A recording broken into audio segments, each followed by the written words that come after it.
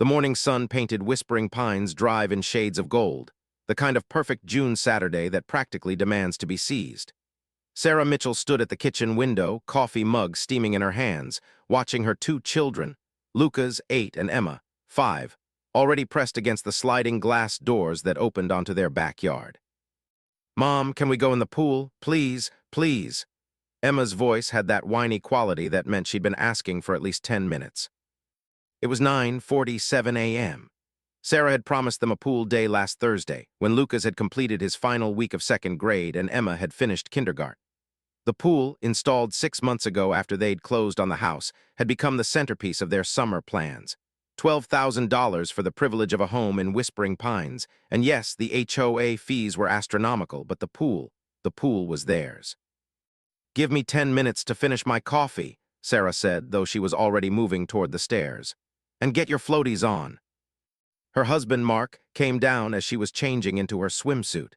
He was already in his running clothes, his smartwatch displaying something that made him frown. "You're taking them in?" he asked. "You took them yesterday." "I know, but I have a 10-miler at 10:30. Meet some guys from the office downtown." Sarah looked at him standing in the doorway, running watch, compression socks, the whole package. Mark Mitchell was a good father, the kind who showed up to soccer games and made pancakes on Sunday mornings.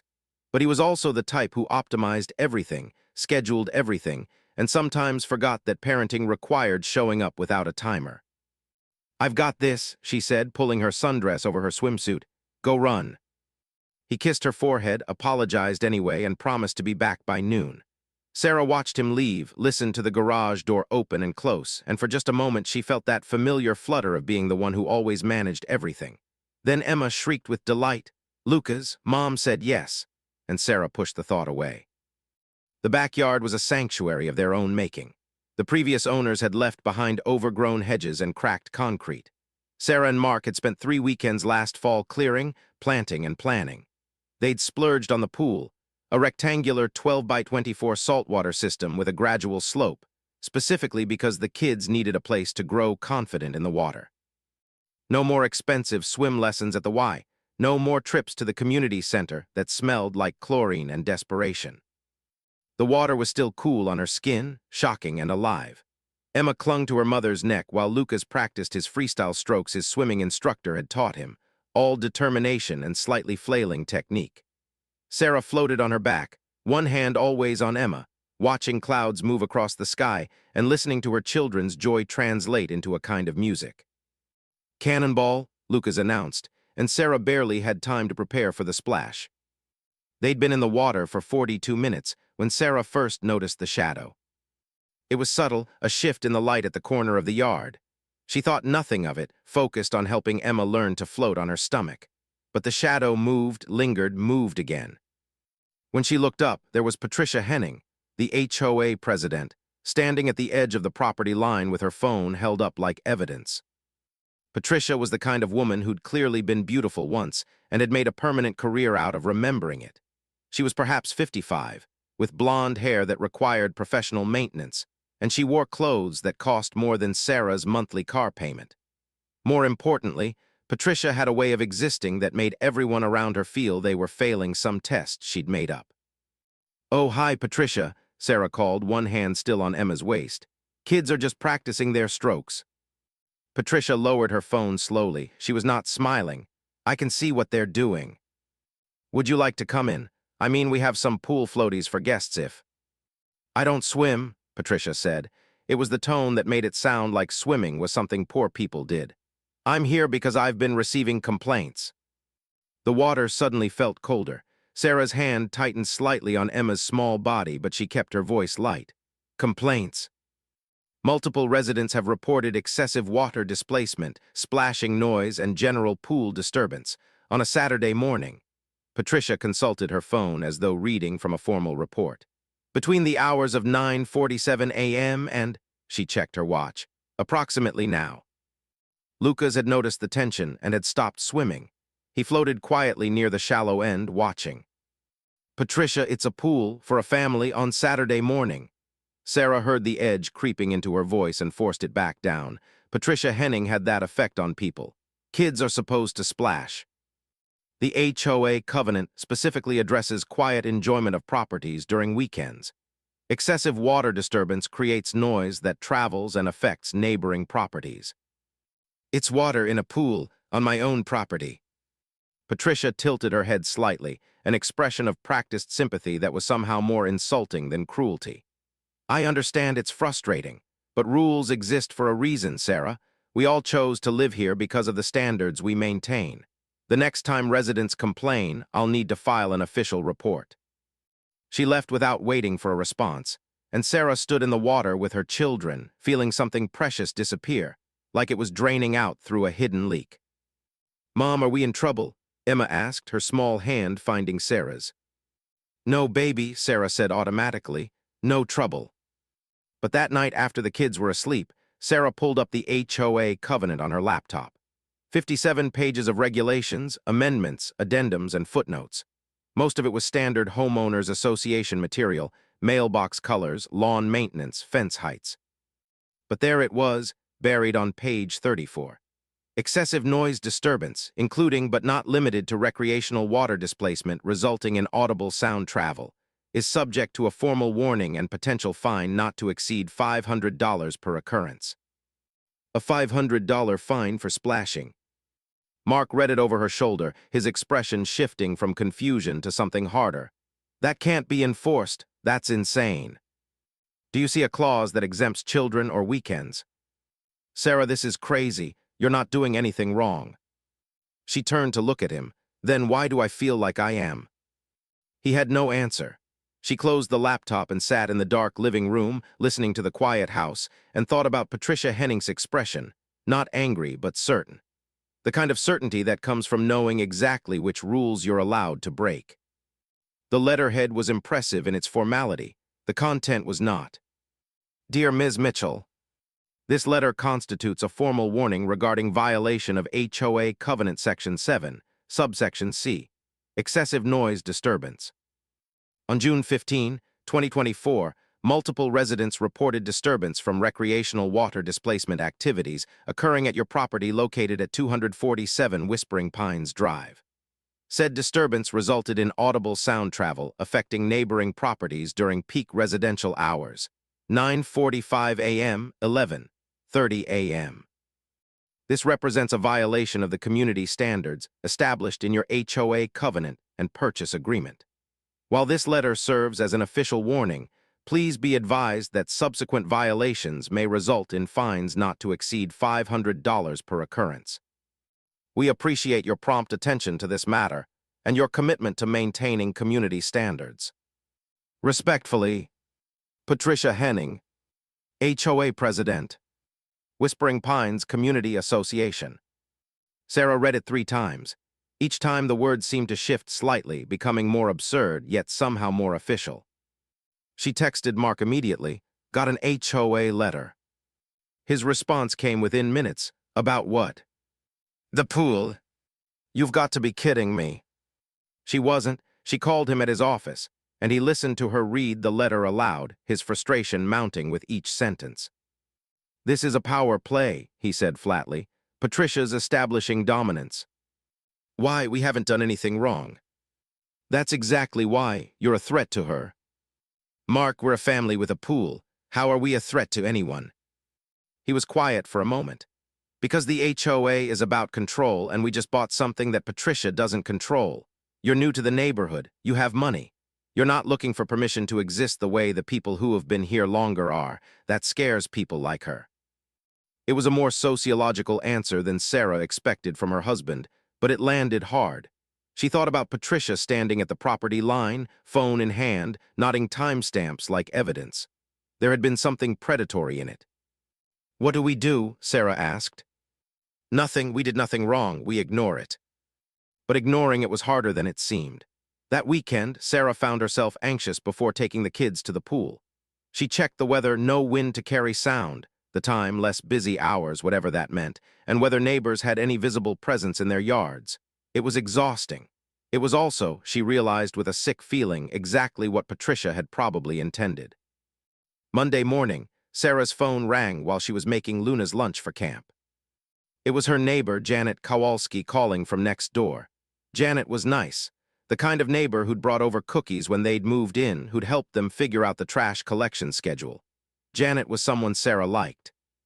"Sarah, I need to talk to you about something," Janet said, and immediately Sarah knew it would be bad. "And I want you to know I'm not the one complaining about your pool." "Okay, but I've heard from others. Apparently there's a group chat going around. Neighbors comparing notes about the noise, the splashing, the disruption. Patricia's been organizing." "Janet, my kids are 5 and 8. They play in water during the summer." "I know, and I think it's ridiculous. But I wanted to warn you because this is getting bigger than just Patricia. Some of the people in this chat, they're taking it seriously, and if Patricia gets enough documentation, she can push for a formal hearing." The words landed like stones. A hearing for splashing. For violating the covenant. "Sarah, I'm telling you this as a friend. People are watching now, and not in a good way." After she hung up, Sarah sat at the kitchen counter for a long time. Outside, the pool gleamed in the morning sun. She thought about the money they'd spent on it, the weekends of planning, the joy on her children's faces. She thought about Patricia, standing at the property line with her phone held up like a weapon. That evening, she scheduled a meeting with their lawyer, Terry Hoffman. Terry was competent and methodical, the kind of person who inspired confidence. He reviewed the covenant while Sarah and Mark sat across from his desk. "This is a civilly binding document," Terry said finally. "You signed this covenant when you purchased the property." "The covenant that says kids can't splash in their own pool," Mark said flatly. "The covenant that says excessive noise disturbance resulting from water displacement isn't permitted." Terry removed his glasses and rubbed his eyes. "Look, technically, this provision is vague enough to be challenged, but challenging it is expensive and time-consuming, and the burden of proof lies on you to demonstrate that your pool use is reasonable." "Why would the burden be on us?" Sarah asked. "We own the pool on our property." "Because you also entered into a community.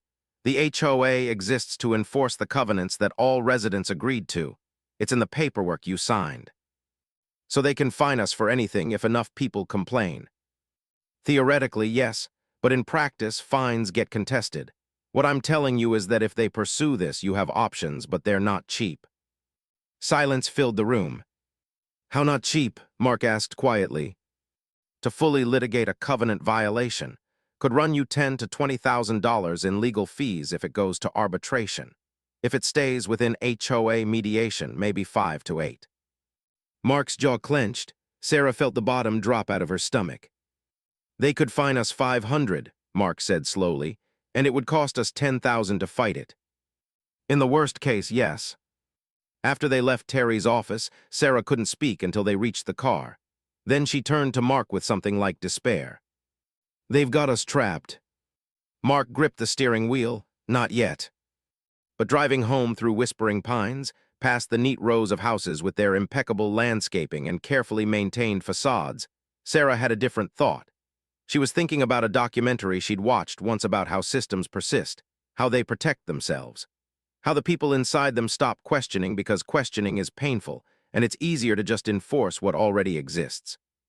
She was thinking about Patricia and how much power she had, and she was thinking about what it would take to stop her. This letter constitutes a formal citation for violation of HOA Covenant Section 7, subsection C, excessive noise disturbance, second occurrence.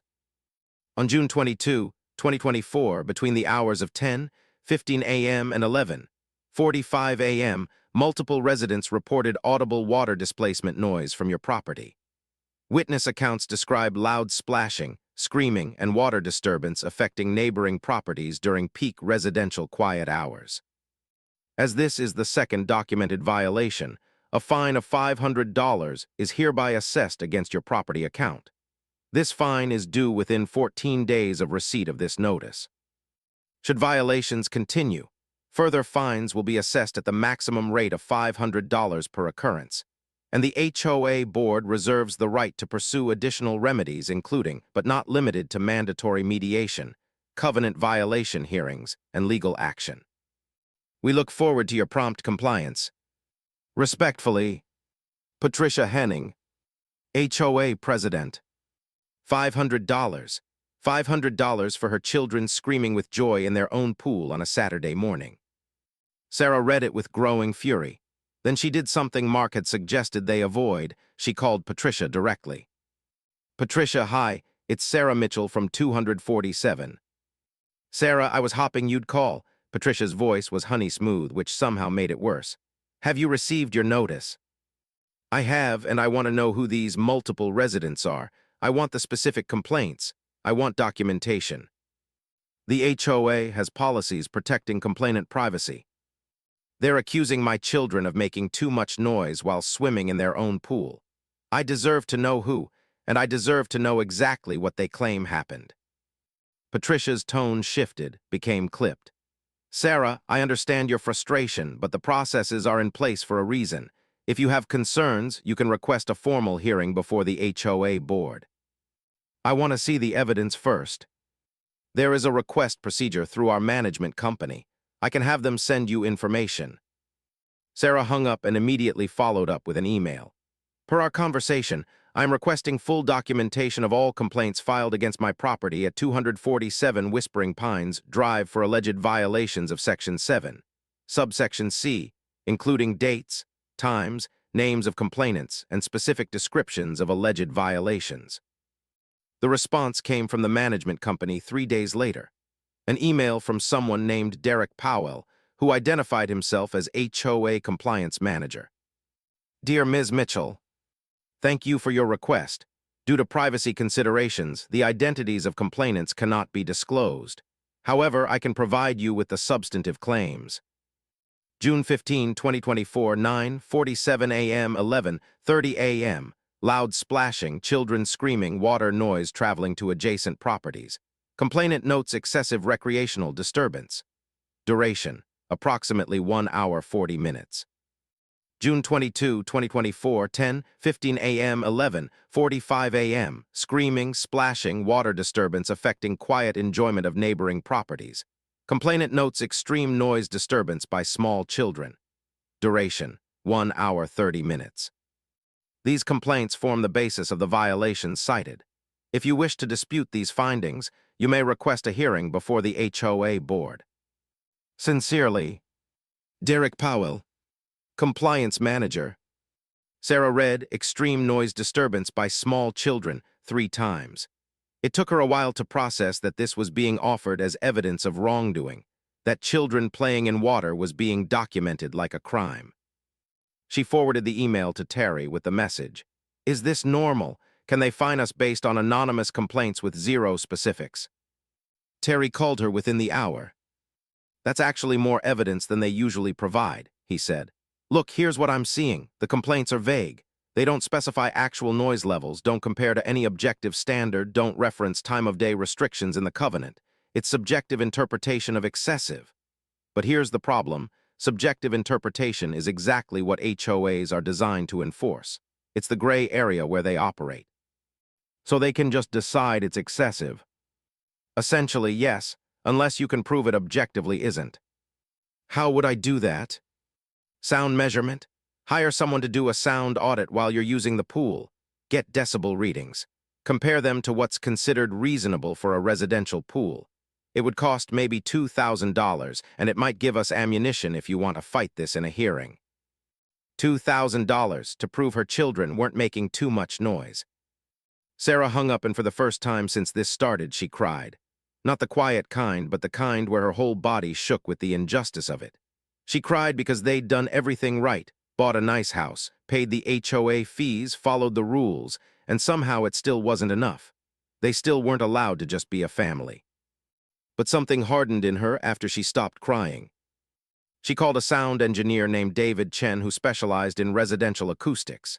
He came by that Saturday with equipment that looked like something from a spy movie. While Lucas and Emma played in the pool, Sarah had asked them to, told them nothing was wrong, just that she needed to measure some things. David took readings. He positioned his equipment in Sarah's yard, in the neighboring yards with Janet's permission, and in Patricia's driveway without asking. He recorded the sound output for 2 hours of normal pool play, the kind of splashing and children's laughter that any family with young kids would produce. The results came back in a professional report with graphs and measurements.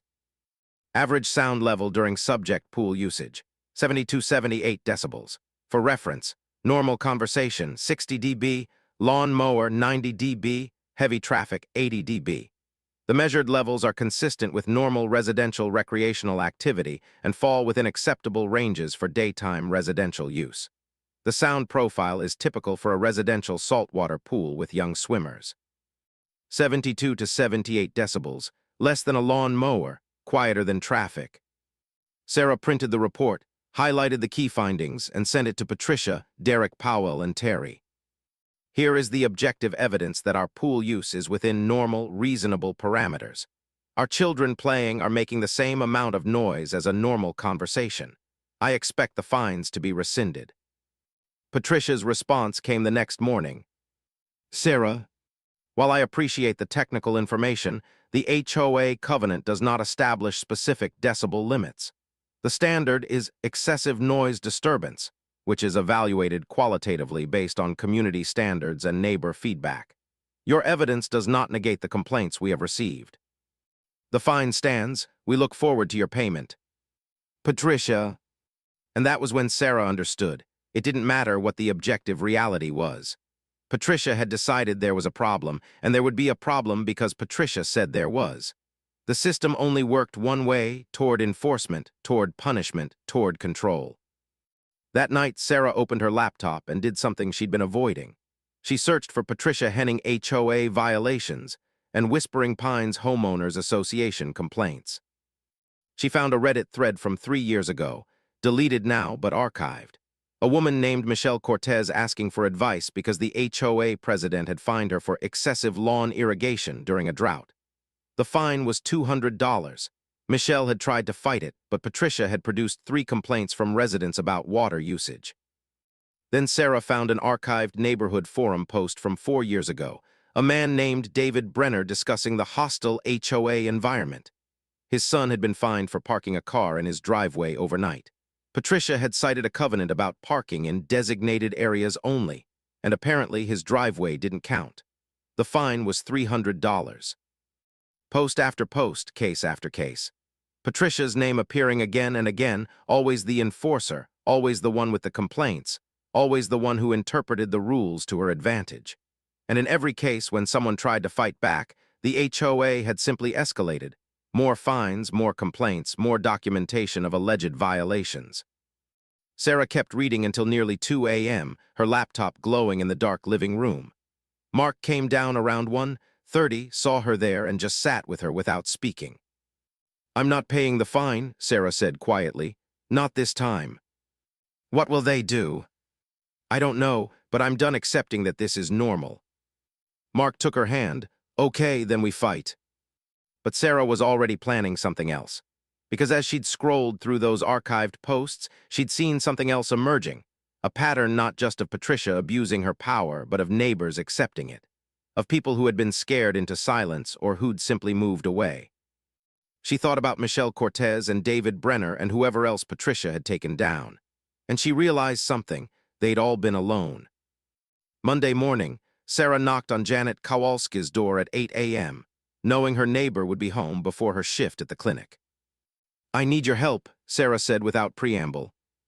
They sat at Janet's kitchen table with coffee, and Sarah laid out what she'd found. The archived complaints, the pattern of escalation, the cost to the community in turnover and legal fees.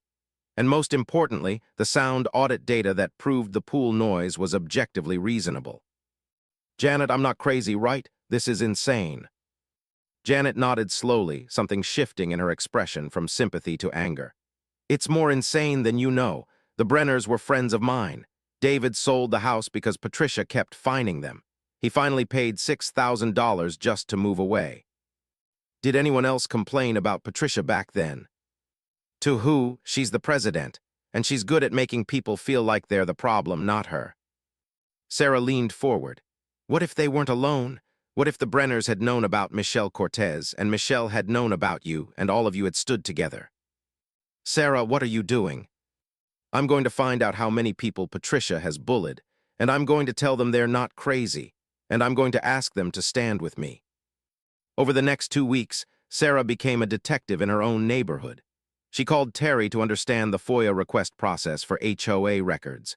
It turned out that homeowners associations were semi-public entities, and all complaint records were theoretically accessible. They just required proper requests.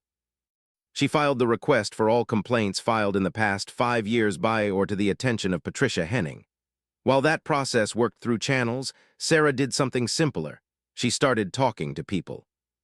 She showed up at the pool supply store where the Mitchell's technician had mentioned a woman whose pool had been shut down by the HOA for improper chemical balance. It took 3 visits to find her, a woman named Susan Reeves, who'd lived in Whispering Pines for 8 years. Susan's eyes filled with tears when Sarah explained why she was asking. "They made me remove my pool," Susan said flatly.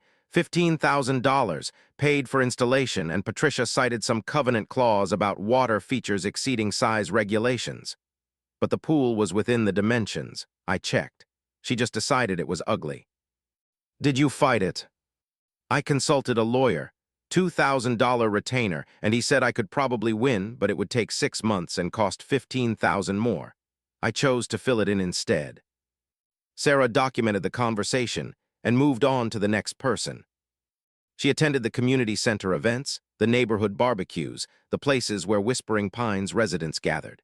And gradually the stories came out, like the family of a single mother who'd been fined for her teenage daughter's car parked in the driveway overnight, like the retired teacher who'd been cited for an unauthorized bird feeder that attracted excessive wildlife, like the young couple who'd been told their front door color was too vibrant for community standards. Every complaint had come through Patricia. Every fine had been enforced by Patricia. Every person had felt too small to fight back. By the end of week 3, Sarah had contact information for 14 people who were willing to talk. More said they'd prefer to stay anonymous, but admitted Patricia had targeted them. Terry was still working on the FOIA request, but it was clear that Patricia's pattern stretched back at least 5 years and involved dozens of residents. Sarah organized a meeting in her home for the first Saturday in July.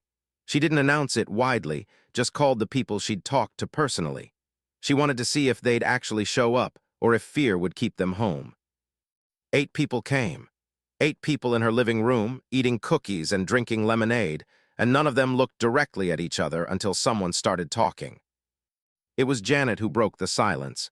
"We're all here because Patricia Henning used her position to bully us, and most of us just accepted it, moved away or paid or gave up. But that was a mistake, because every time we did that, it made her more powerful."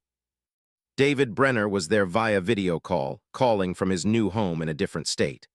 "I left Whispering Pines because I thought I was the problem, but I wasn't. Patricia just needed someone to push around, and I was convenient. If I'd known there were others, if I'd had people standing with me, I would have fought back." The meeting lasted 3 hours. People shared stories, expressed anger, and slowly, so slowly, began to imagine what fighting back might look like. Sarah outlined her plan: file an official complaint against Patricia Henning for abuse of HOA power, harassment, and selective enforcement of covenants. Request a formal hearing before the board to challenge the legitimacy of her fines. And most importantly, do it with documentation and numbers that would be impossible to dismiss. "But she controls the board," someone said. "Not all of it," Sarah replied. "The board has 5 members. Patricia is president, but there are 4 others. I'm betting at least some of them have been uncomfortable with her behavior but didn't have reason to speak up." "And if you fail," Susan asked quietly. "Then at least we tried, and I stop paying the fine and we sue her personally for harassment and selective enforcement. Maybe we lose, but we won't have just accepted it, and that matters." It was Janet who suggested the next step: a formal petition. Not just the 14 people in Sarah's living room, but anyone in the community who believed Patricia had abused her power. They'd collect signatures, present it at the next board meeting, and demand an investigation into her conduct. The petition language was simple. "We, the undersigned residents of Whispering Pines, request that the HOA board conduct a formal investigation into the conduct of Patricia Henning as HOA president. We believe she has abused her authority through selective enforcement of covenants, harassment of residents, and use of her position to impose financial penalties against those she disfavors. We demand a hearing to review her actions and her fitness to serve as president." Sarah created a document on her laptop, printed 50 copies, and began distributing them. The first week she got 12 signatures, all from people she'd already talked to. The second week, she got 6 more. Word had started spreading. People began coming to her, asking to sign, sharing their own experiences with Patricia. A woman who'd been fined for a fence height variance. A man who'd been told his mailbox post was the wrong material. A couple who'd been reported for excessive landscaping activity, meaning they were watering their garden too much. By the third week, Sarah had 43 signatures. That's when Patricia realized what was happening. She showed up at Sarah's door on a Tuesday afternoon, and this time there was no pretense of civility. She was furious, the kind of fury that comes when someone who's been accustomed to control suddenly realizes they're losing it. "What do you think you're doing?" Patricia demanded, standing on Sarah's porch in a designer sundress, her voice tight with rage. "I'm gathering signatures for a complaint about your conduct," Sarah said calmly. She had opened the door fully, aware that neighbors could see this interaction. "You're slandering me. You're spreading lies about an elected official. I'm documenting a pattern of selective enforcement and harassment." Patricia's face was red now. "You don't understand what you're doing. You're making enemies. You're making this neighborhood toxic. You're a newcomer and you think you can just waltz in and destroy what we've built here." "You've built nothing," Sarah interrupted quietly. "You've built a system of fear, and yes, I'm destroying it because it's wrong." Patricia stepped backward as if slapped. "You'll regret this. You have no idea how much power I have." "Actually, I think I'm starting to understand." Patricia left, and Sarah stood watching her drive away, her heart pounding but steady. She understood now what she'd been doing, not just fighting back against one person, but dismantling a system that only worked if everyone was afraid. The fourth fine arrived on July 18th. By then, Sarah had 78 signatures on her complaint petition, and Patricia was not going gently. Official HOA notice, violation 2024 PH00903. On July 16, 2024, between the hours of 10:30 a.m. and 12:00 p.m., excessive water displacement noise was reported by multiple residents. This constitutes the third documented violation of Section 7, subsection C. Additionally, the HOA board has become aware that you have been misrepresenting HOA records and circulating false documentation to disturb community harmony. The distribution of unauthorized complaint materials designed to undermine HOA governance constitutes a violation of Section 12, subsection F. Residents shall not distribute materials designed to incite discord or challenge the legitimacy of HOA governance without board approval. Therefore, a fine of $1,000 is hereby assessed for the pool violation, plus an additional fine of $500 for the distribution of unauthorized materials. Total fines due, $1,500 within 14 days. We look forward to your compliance. Patricia. Sarah read it and then she laughed, actually laughed, because Patricia had just made a mistake. Section 12, subsection F didn't exist. Sarah pulled up the covenant document and searched for it. She searched for materials, distribution, discord, governance. Nothing. Patricia had invented a covenant clause on the fly to justify fining Sarah for asking people to hold her accountable. Sarah called Terry immediately. Terry read the letter, then read the covenant. "Oh," he said, "oh, that's bad for her." "What do you mean?" "I mean she just created a false covenant clause to justify a fine.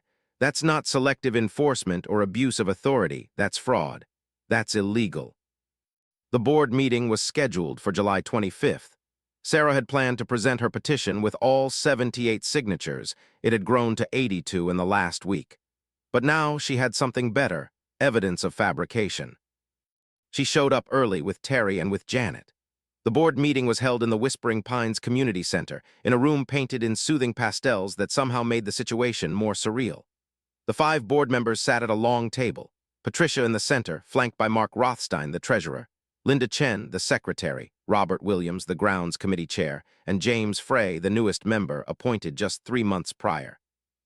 There were about 30 residents in the chairs, including several of Sarah's supporters, and Sarah noticed that James Frey was watching Patricia with something like unease. Patricia opened with routine business, approval of the previous month's minutes, discussion of a fence variance request, a brief report on landscaping maintenance. She was controlled, professional, entirely unprepared for what was about to happen. Then she said, "And we do have a minor matter regarding a member who has been distributing unauthorized materials designed to disrupt community harmony." "I'd like to address that," Sarah said, standing up. Patricia's jaw tightened. "We haven't gotten to the open comment period yet. I'd like to address it now, or we can discuss it as part of my formal complaint against you. Your choice." The room went silent. "Perhaps we should hear from the member," Robert Williams said carefully. Patricia's fingers gripped the edge of the table. "Fine, you have 5 minutes." Sarah walked to the front of the room where a small podium had been set up. She had printed out copies of the false covenant clause, the petition with all 82 signatures, and the sound audit report. She had copies for each board member and for the residents attending. "My name is Sarah Mitchell, and I live at 247 Whispering Pines Drive. I'm here because I've been fined a total of $2,000 for my children playing in our pool on Saturday mornings.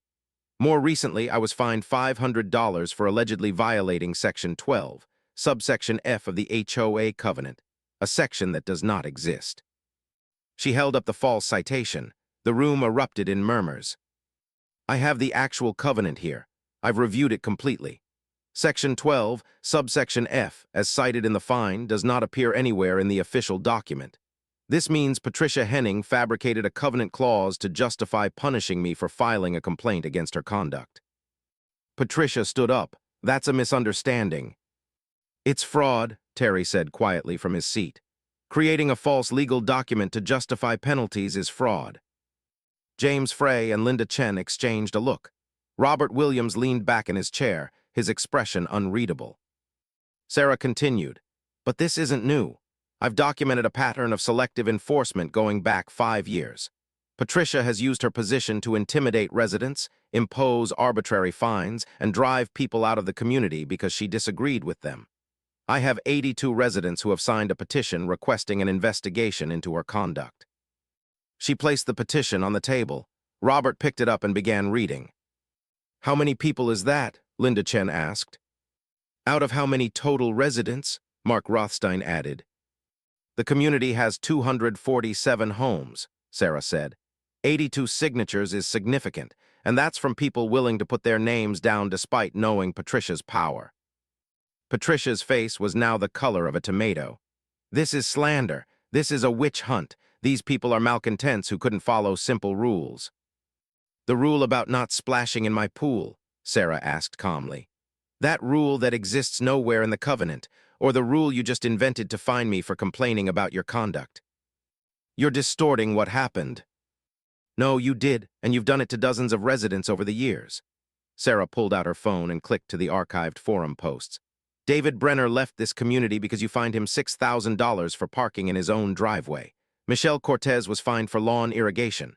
Susan Reeves had to destroy a pool she paid $15,000 to install. And every time someone tried to fight back, you escalated. That's not enforcement. That's bullying. That's power abuse." The room was absolutely silent now. Even Patricia seemed to understand that something fundamental had shifted. James Frey raised his hand. "I think we need to officially investigate these claims. I move that we suspend Patricia's authority as president pending an independent review of her conduct over the past 5 years." "Second," Linda Chen said immediately. Mark Rothstein looked uncertain. Robert Williams seemed to be considering something carefully. After a long moment, he nodded. "Third, all in favor." 4 hands went up. Only Patricia abstained, sitting frozen in her seat as her colleagues voted to suspend her. "The motion carries," Robert Williams said formally. "Patricia, you're on administrative leave pending investigation. Mark, as treasurer, you'll assume temporary presidency.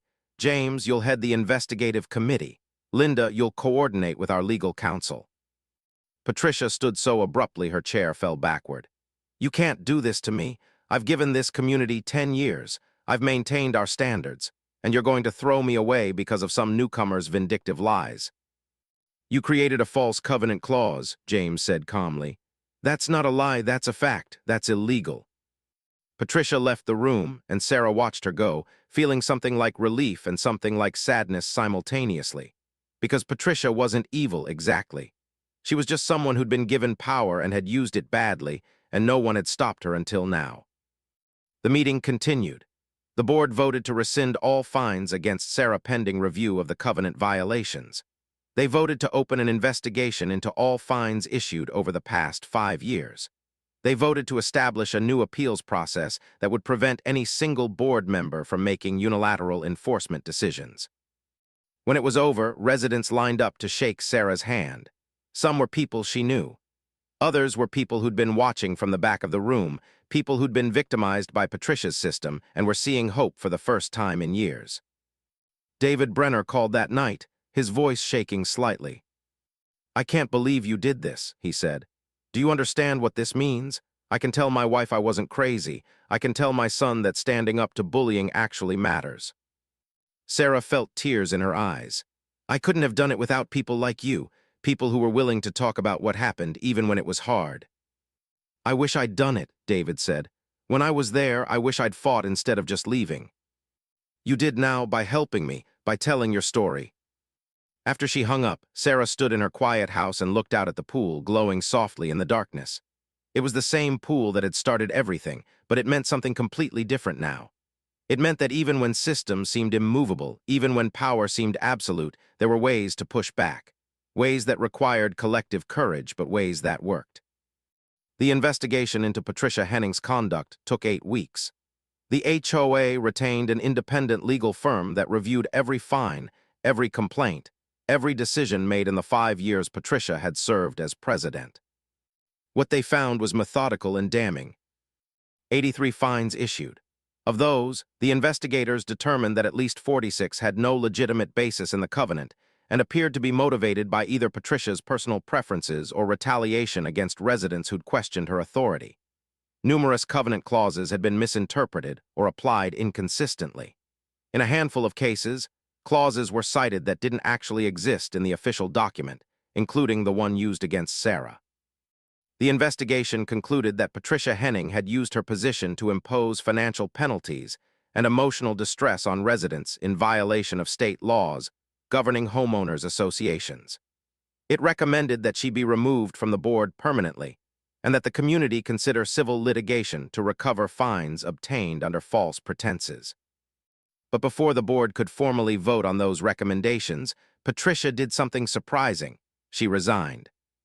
She sent a letter to the board stating that she was stepping down effective immediately and that she would be selling her home in Whispering Pines. No apology, no explanation beyond the bare statement of fact, but it was a capitulation nonetheless. The residence that had been Patricia's showcase, the one from which she'd ruled the neighborhood with an iron fist, went on the market in September. It sold within a month to a young family who'd never heard of Patricia Henning and seemed genuinely confused when neighbors mentioned the neighborhood's recent drama. Sarah was invited to the first board meeting after Patricia's resignation. The new president, James Frey, asked her to present her recommendations for governance reform. Sarah presented a new appeals process, limits on individual board members' enforcement authority, a requirement that all fines have specific covenant citations that board members could verify, and quarterly audits of enforcement decisions. All of it was adopted. But the most significant change came 3 months later, when residents voted to amend the covenant. The new language removed the excessive noise disturbance clause entirely and replaced it with reasonable recreational use of private property, including but not limited to pools, shall not be subject to fines based on normal use patterns. Seasonal noise variations from children's play, water activities, and typical residential recreation are not considered violations. Sarah had suggested the language with her lawyer's help. The board had approved it, and 83% of residents voted in favor. The first time Sarah took her children to the pool after that vote passed, Emma actually asked, "Mom, are we allowed to splash now?" Sarah knelt down and looked her daughter in the eye. "Yes, completely allowed. This is our pool and you're allowed to have fun in it." Emma smiled and ran to jump in, her joy unguarded and complete. By early fall, the ripple effects were becoming visible throughout Whispering Pines. The community atmosphere had fundamentally shifted. People greeted each other with less wariness. There were fewer complaints and more conversations. 3 families who'd planned to move reported changing their minds. New families who'd been hesitant about the community suddenly wanted to move in, attracted by the stories of a neighborhood that had fixed its problems. Mark Rothstein, the new president, instituted a monthly community coffee meeting where residents could voice concerns to the board directly. Attendance grew from 5 people the first month to 40 by November. The business world might have called it a transformation, but Sarah thought of it simpler. It was just what happened when people stopped being afraid. There was one last moment that mattered, though. 2 days before Thanksgiving, Sarah received a letter. No HOA letterhead, just standard stationery, no return address. When she opened it, she recognized Patricia's handwriting immediately. "Sarah, I don't expect you to care about this, but I'm writing it anyway. I sold the house. I'm moving to the coast, away from Whispering Pines, away from the life I've been living here. You were right about what I did. I know that now. I was threatened by you, by how easily you fit into the community, by how much money you had, by how little you seemed to need from me or from anyone else. And instead of dealing with that like a decent person, I decided to punish you, to prove that I had power. I don't think that excuses anything. I also don't expect forgiveness. But I wanted you to know that you changed something. You changed how I see myself, what I've become. You made me face what I was actually doing, and that was painful. That was necessary. I'm not a good person, but maybe I can be better. That's what I'm hoping for now. Patricia." Sarah read the letter 3 times, then showed Mark. He read it silently, handed it back. "What do you think?" he asked. Sarah was quiet for a long moment. "I think people can change, even Patricia, but change comes from consequences. If no one had stood up to her, she'd still be doing the same thing, still thinking she was justified." "Would you have wanted to hear from her under normal circumstances? An apology?" "I don't know, maybe not. Maybe I would have found it self-serving." Sarah folded the letter carefully. "But this was the consequence of her own actions, and she recognized it. That's something." Mark kissed the top of her head. "You're a better person than I am. I'm just someone who got lucky, that neighbors listened, that the board had people with integrity, that not everyone was afraid." Sarah looked out at the pool, empty and still for the season. If things had been different, if James Frey hadn't been on the board, if the investigator had been someone Patricia could manipulate, if people had been too scared to sign a petition, everything would have been different. But it wasn't different. Sarah agreed. That winter, the children's school did a project about community heroes. Lucas came home with an assignment asking him to draw someone who'd made a positive impact. He drew his mother, sitting at a table with neighbors, holding a petition.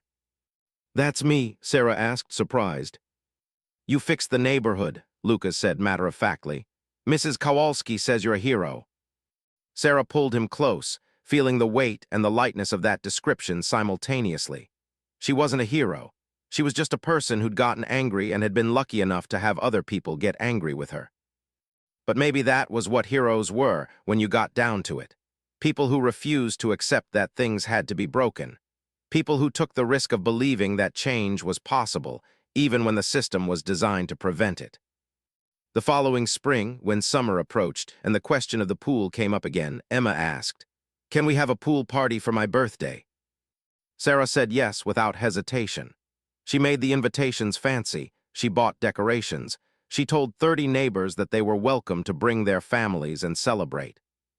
And on that sunny Saturday afternoon, when the pool was full of children splashing and playing, when the air was alive with laughter and the simple joy of a community gathering, Sarah sat with Janet on a lounge chair and watched it all. "You know what Patricia would have done?" Janet said. "Called the police," Sarah joked. "She would have stood at that property line and timed it," Janet laughed, "with her phone out documenting violations." But Patricia wasn't on the property line. Patricia was gone, starting a new life somewhere else, far from the neighborhood she'd tried to control. And Sarah's children were free to be children, to splash and scream and make noise and exist without apology. The pool, which had once been a point of contention, a symbol of what was wrong with the community, had become something else. Proof that things could change. Proof that power could be challenged. Proof that a single family willing to stand firm when others were afraid could transform an entire system. It wasn't a dramatic victory. There were no speeches at the end, no grand moments of triumph. There was just a summer afternoon, a pool full of kids, and a neighborhood that had learned, painfully and necessary, that the systems we create are only as legitimate as our willingness to accept them. 6 months after Patricia moved away, The Whispering Pines Homeowners Association received a donation of $5,000 from an anonymous source. The money was designated for community improvement, with no strings attached. It was eventually used to upgrade the community center and add seating to the outdoor pavilion. The board suspected it came from Patricia, a final gesture toward redemption. But it didn't matter who it came from. What mattered was that it existed, another small piece of evidence that even broken systems could be repaired, even wounded communities could heal. And every summer after that, on the first Saturday in July, Sarah Mitchell threw a pool party. The community came, children splashed without fear, and the neighborhood remembered. This is what freedom looks like. This is what it costs. And this is why it's worth fighting for.